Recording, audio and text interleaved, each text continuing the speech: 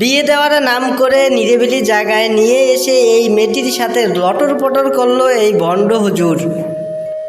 আসসালামু আলাইকুম প্রিয় দর্শক শ্রোতা, আপনারা স্ক্রিনে যে হুজুরকে দেখছেন এই হুজুরকে কিন্তু আমরা প্রায় অনেকেই চিনি এবং তিনি বিভিন্ন সময়ে বিভিন্ন আবাসিক হোটেলে রেট দিয়ে থাকেন এবং এছাড়াও বিভিন্ন যত বিধবা মহিলারা আছে তাদেরকে কিন্তু তিনি বিয়ের একটা ব্যবস্থা করে দেন।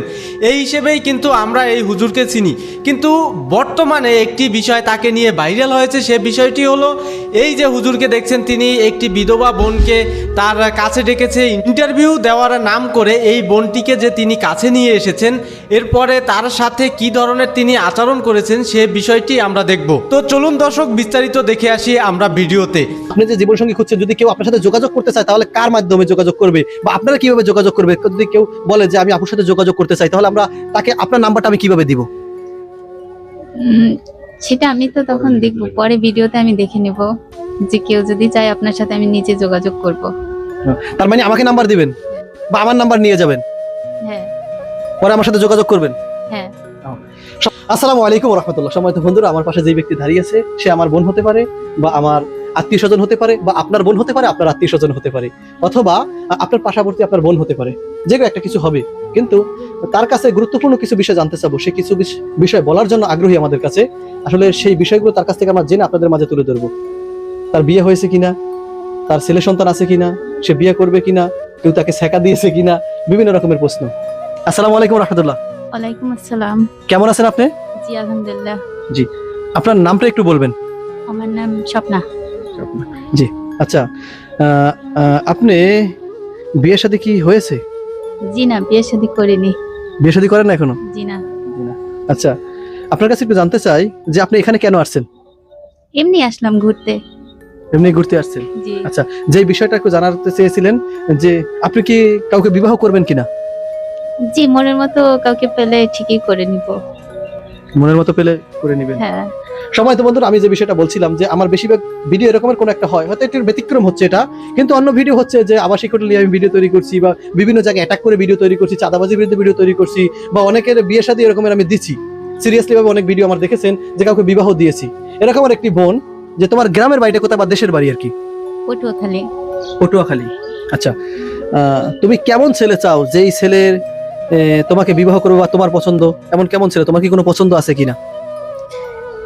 কেমন ছেলে বলতে, একটা মানুষ দেখতে অতটা নাও হতে পারে, কিন্তু তারপরও তার ব্যবহার, তার চরিত্র খুব ভালো হতে হবে, সৎ। এই মেয়েরা এতটুকুই চায় যে তার প্রতি লয়াল থাকবে। ওকে, তাহলে মূল উদ্দেশ্য হলো যে তোমরা কয় ভাই বোন? আমরা 3 ভাই বোন। 3 ভাই বোন। তুমি কি কত নাম্বার? তুমি কি সবার ছোট, বড় না মেজো? আমি সবার ছোট।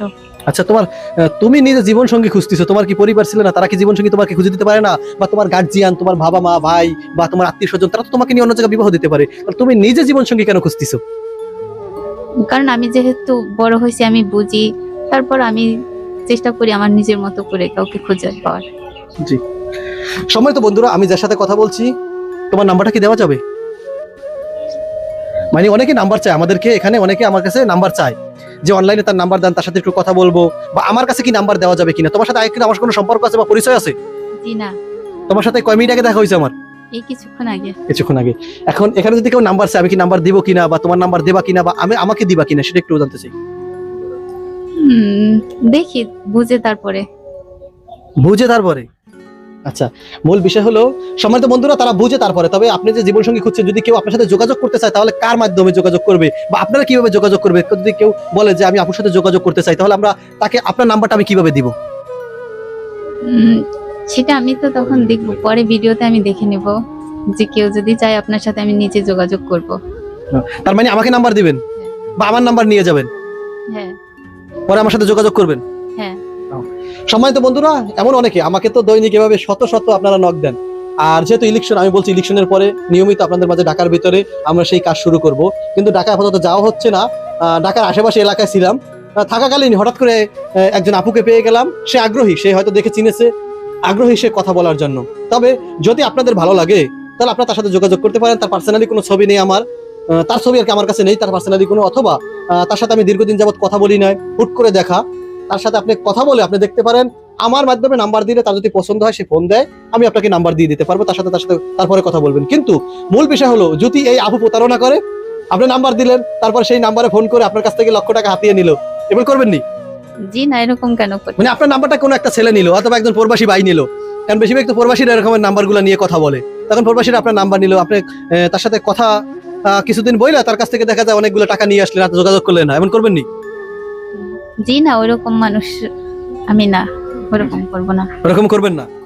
অবশ্যই যদি আপনারা যোগাযোগ করেন, আমার মাধ্যমে হলো তো যোগাযোগ করতে পারবেন ইনশাআল্লাহ, যেহেতু দীর্ঘদিন পরে ফার্স্ট একটা ভিডিও আসছে, যোগাযোগ করতে পারবেন। যোগাযোগের মাধ্যমে, আমার মাধ্যমে যদি তার সাথে যোগাযোগও হয়, এর কিন্তু পরবর্তীতে যদি আপনারা তাকে নিয়ে কোনো রকমের কোনো অসুবিধার ভিতরে পড়েন, আবার আমার উপর প্রেশার দিয়েন না যে ভাই আপনার ভিডিও দেখে তার সাথে আমি যোগাযোগ করছি, তারপরে সে আমার টাকা পয়সা নিয়ে গেছে, মোবাইল নিয়ে গেছে, লক্ষাধিক টাকা নিয়ে গেছে। অবশ্যই তার ফ্যামিলির সাথে যোগাযোগ করবেন, তার গার্জিয়ান আছে তাদের সাথে যোগাযোগ করবেন।